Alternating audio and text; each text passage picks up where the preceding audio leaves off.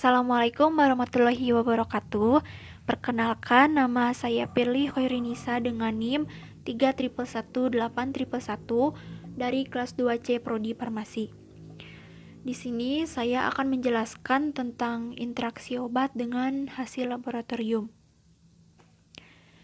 Nah, interaksi obat dengan tes laboratorium ini dapat mengubah akurasi diagnostik tes, sehingga dapat terjadi positif palsu maupun negatif palsu.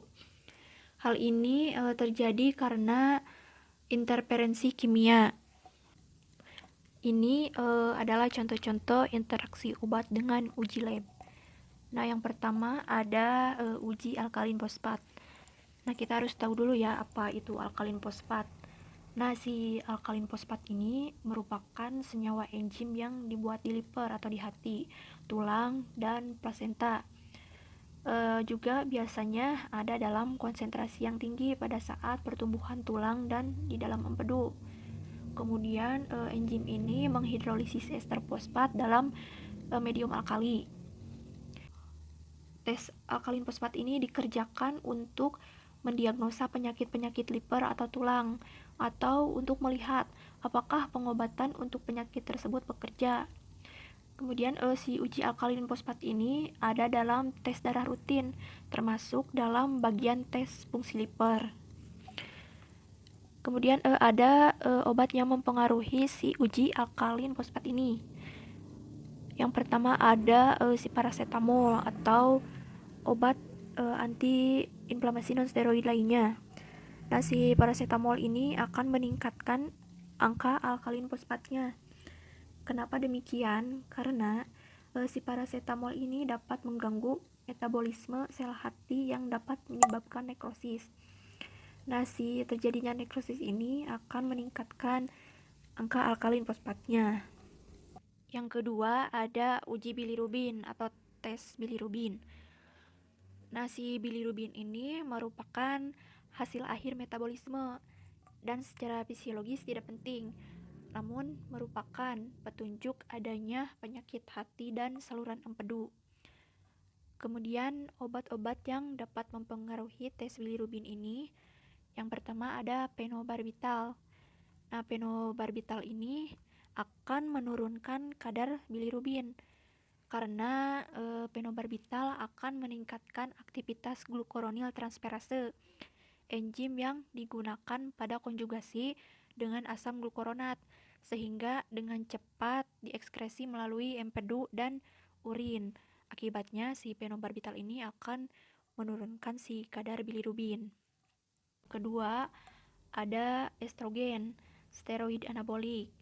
Nah, si estrogen ini dapat menyebabkan hiperbilirubinemia, terjadinya gangguan transfer bilirubin melalui membran hepatosit, sehingga terjadi retensi bilirubin dalam sel yang akan menyebabkan si kadar bilirubinnya meningkat.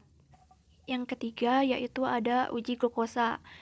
Nah, obat-obat yang dapat mempengaruhi uji glukosa ini, yang pertama ada atenolol. Atenolol dapat menurunkan konsentrasi glukosa. Mekanismenya yaitu menghambat glikogenolisis di sel hati dan otot rangka, sehingga mengurangi efek hiperglikemia.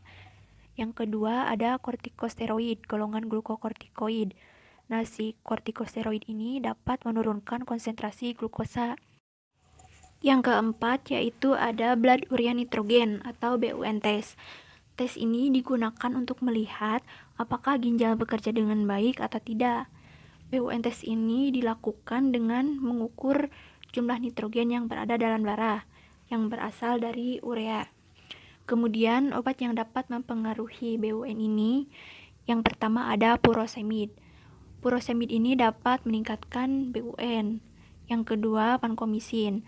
Vankomisin juga sama dapat meningkatkan BUN. Ini terjadi karena vankomisin dapat menyebabkan ginjal tidak bekerja dengan baik.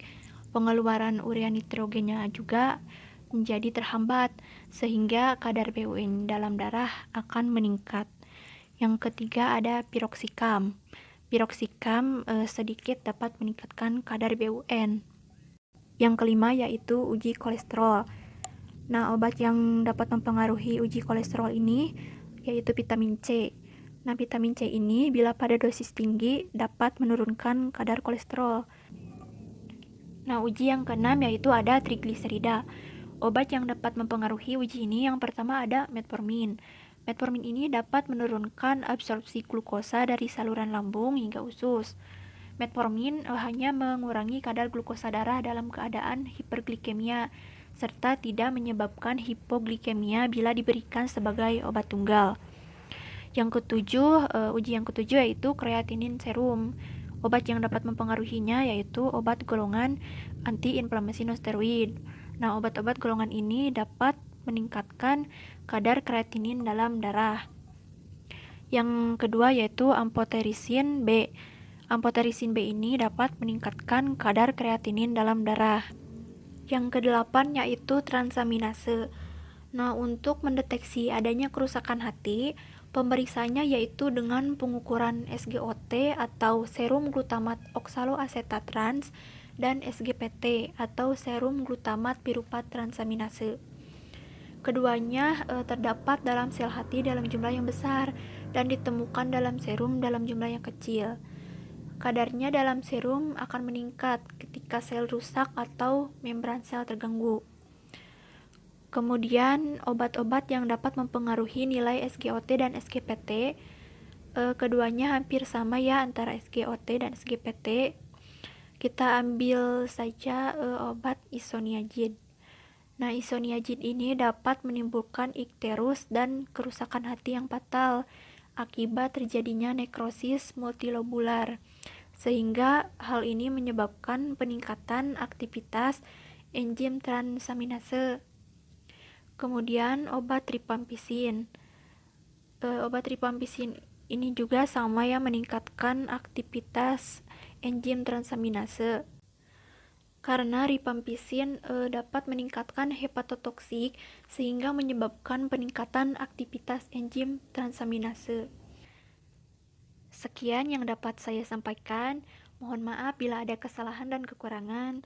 Wassalamualaikum warahmatullahi wabarakatuh.